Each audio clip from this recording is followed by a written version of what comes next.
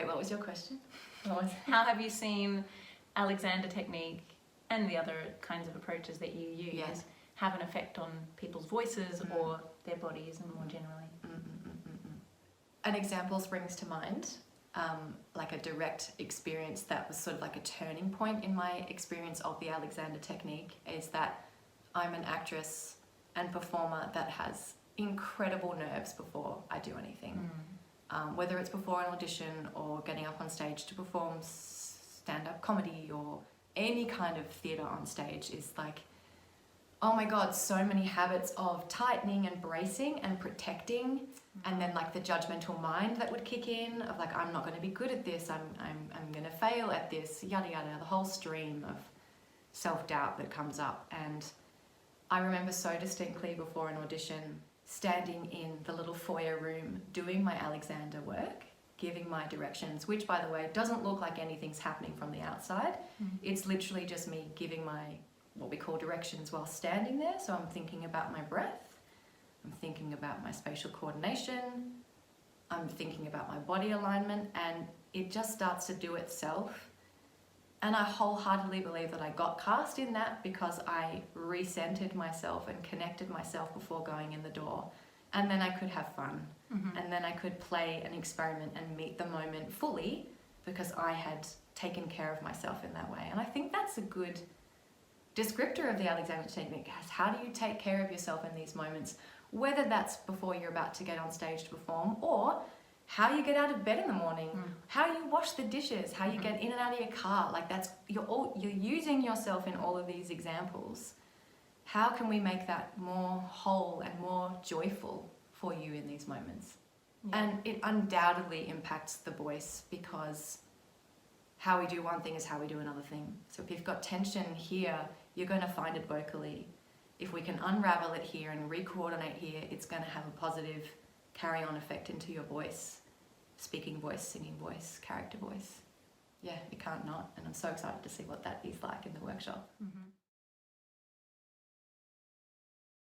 So what that made me think of was the effect that I have experienced from Alexander technique in the rest of my life, which is very obvious when I'm around you or our friend Georgia, who's also, because I remember about Alexander, but it also happens when you're not around, that, like you said, like I'll be doing the dishes and I'll realize that like I'm clenching my butt or my jaw, or I'm holding my breath, or there's some like real effort that I'm doing with the scrubbing that is absolutely not necessary.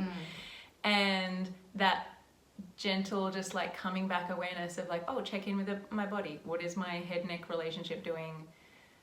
And everything just suddenly feels more easeful. So like even while you were just talking, when you started talking about giving your directions and your breath, and I was like, oh, I just felt more ease coming into my body just from you talking about that. And I haven't done heaps of Alexander. I did like a 9-day course. I've had a couple of one-on-one sessions. That small impact has just like radiated out in a big way in my life. I suppose that's a nice little like hook into the technique. In an explanation is that while it is a somatic tool, it is first and predominantly a mental tool. So it looks at our thinking and how our thinking impacts our physicality and our coordination and our balance and our breathing. So it's a real practice, and almost going in the opposite direction of what we've been, so many of our educational experiences has been about producing a result and really doing a lot. This is asking us to stop all of that, to really inhibit all of that and be like, no, let's do less, let's do less, let's do less. Let's really, really surrender to it happening almost like by itself in the moment. And there's ways that directions we can employ in our thinking that facilitate that. It's a subtle tool, but it's very powerful. And you're right, it pops up in strange little moments where you're like, oh, just drop your shoulders for a moment. Oh yeah, where are you breathing from? Oh yeah, how's my head balancing at the moment? And it's all just information for your body to re-coordinate, and I think to become more connected and more present. And how how great that would be for a singer. Like, as an audience member, when a singer is able to access that state, they feel it. You as an audience member feel it. And that's why some singers will be like sounding amazing, but you're just like, I couldn't feel them. Therefore, I couldn't feel myself. With someone that's open and connected, you're just like, oh my gosh, I feel that. And it stays with you. Yeah. I think Alexander works really good for bringing that out.